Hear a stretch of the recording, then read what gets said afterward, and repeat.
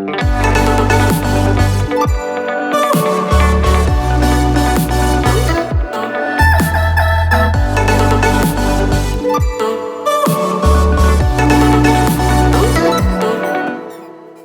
up everyone, welcome back to Totally Exposed, and in this video we're going to be putting these puppies through their paces. That's right, these are the SmartLav plus lavalier mics from Rode.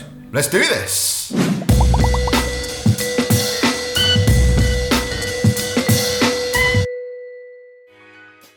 So we've used lavalier mics previously on some of our videos. We actually did a big video about the Boya wireless mics. Yeah, I can't remember their full name. We'll put a link to that wherever that goes, up here. Somewhere. They were fine, they were wireless mics. We were reasonably happy with them. I mean, for the money we paid for them, they were fantastic, really, and they did everything we needed. Yeah, they were a good, I wouldn't call them budget option, but they weren't like up there with the price of like some of the Sennheisers and things like that and some of the Sony ones. No. We weren't overly blown away by the quality, and we had quite a lot of comments on that video about people asking how did you actually get them to not sound so bad, I suppose. Yeah. There was a lot of post-processing required to get the audio signal cleaned up a little bit. Yeah, and quite a few people asked as well how they'd work when plugged into an audio recorder like Zoom, which we use for our audio. That's right, we've actually got a Zoom recorder just above our heads here that we're using at the moment, but the audio is a little bit echoey in the last few videos, so we are investigating lavalier microphones all over again. Yeah. Well, we've decided to go for wired lavaliers this time as opposed to the wireless Boya ones. Right, well, let's crack them open. Okay, let's do it. Oh, nice little pouch to get with it. Nice, wasn't expecting that. Nice little pouch. Well, there's the main event. That's it, done. Nice. Little cable tidy. That's quite handy. Silica gel. A little clip, like a tie clip. Nice clip. I think that's your lot. So we actually decided to get some accessories for ours as well. Yes. Everything that we got here is from Amazon. We'll put links to everything that we've purchased here in the description below. Yep. We've also got a couple of these 3.5mm to XLR adapters. We've also got some extensions for the cables because I'm not sure how long these are, but they look maybe about 30 centimetres, 40 centimetres long. And then we've also got some little wind hats when we're out and about. Nice, nice. On location. Cool, well let's get everything set up and let's see if they're any good. Let's do it. So it's actually been a few weeks since we unboxed the Rode SmartLav Plus mics. We had Christmas and we had New Year that kind of got in the way of things, but we are back and we are ready to put them through their paces. So I'm actually using the Rode SmartLav Plus mic right now to talk to you, and everything you hear, all dialogue from this point on in the video, will be recorded with these microphones. So it also turned out that after our initial unboxing that we needed an additional cable in order to hook these Rode mics up to either a camera or, in our case, a Zoom field recorder. And this cable was called the Rode SC3, and it's a little TRRS to TRS adapter cable. We'll leave a link to that in the description below as well. So we've packed up the camera and we've packed up the mics. We're heading out now as if we were filming a production outside without the luxury of, say, a boom mic or a boom mic operator.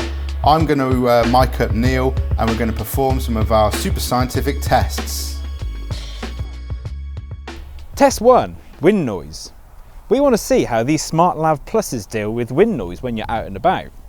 We've also bought some mini furs to try out. This is another accessory you can get from Amazon, as well as the standard foam hats which come out of the box. I've currently got the standard foam hat attached, which should do a good job at cancelling out a lot of the wind noise. Now I'm using the microphone with no protection on at all. There's no foam hat and there's no mini fur, so now, as you can tell, I've got the accessory, the little mini fur on, which should be the best of the lot, but you tell me. Test 2, under an item of clothing. As you can see, or not see, I've hidden the lavalier microphone under my shirt, so it'd be interesting to see if there's any loss of quality. Now the lavalier mic is under my shirt and my coat, so I would be very surprised if you'd be able to hear me still. Test 3, ambient noise. As these are omnidirectional microphones, it'd be interesting to see how much background noise is actually being picked up. We found this quiet road with nothing on it. Test 3, ambient noise. As these are omnidirectional microphones, it'd be interesting to see how much background noise is actually being picked up by them. Test 4, into a phone versus into the Zoom recorder. Out of the box, the SmartLav Pluses are primarily meant to be used with mobile phones. However, is there any noticeable difference in quality when using an external recorder like the Zoom? So this is me talking into the Zoom recorder. I'm now going to plug into this iPhone and see if it's any better or worse. I'm now recording on this iPhone. Is the quality any worse than using something like the Zoom? Leave a comment below with your thoughts.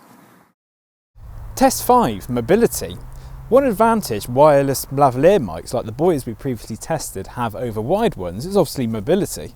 As standard, the SmartLav Pluses come with a cable about yay long. You can, however, buy an extension cable, which we have here, so let's see how this does when plugged in. I've now plugged the extension cable into the Zoom recorder, which James is holding next to the camera at the moment.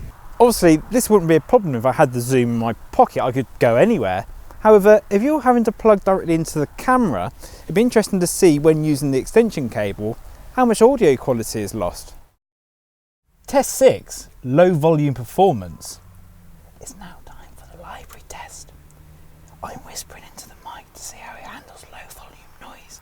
If you can hear me, the low volume noise pickup is very good. If you can't hear me, then this is a fail. So, test complete. I've had the opportunity now to have a little listen. We had done some tests previously using the lavalier mics indoors for some projects. Now we've done some tests outdoors as well. And I have to say, I think that for the money, they're pretty top notch. I don't think you can go wrong. I think the quality of the accessories, like the little foam hats and the mini furs and things, they all feel top notch. They don't feel like they're going to fall off the microphone or anything like that. All in all, I'm really happy with them. Sure, the wired nature of them is a little bit of a limitation, but for, what was these, about 50 quid here in the UK, I really don't think you can go wrong if you're looking for a super cheap, pretty decent sounding lavalier microphone option. Of course, this is just our opinion. What do you guys think? Let us know in the comments below. If you like this video, then give it a like and subscribe if you haven't already, and we'll catch you in the next one.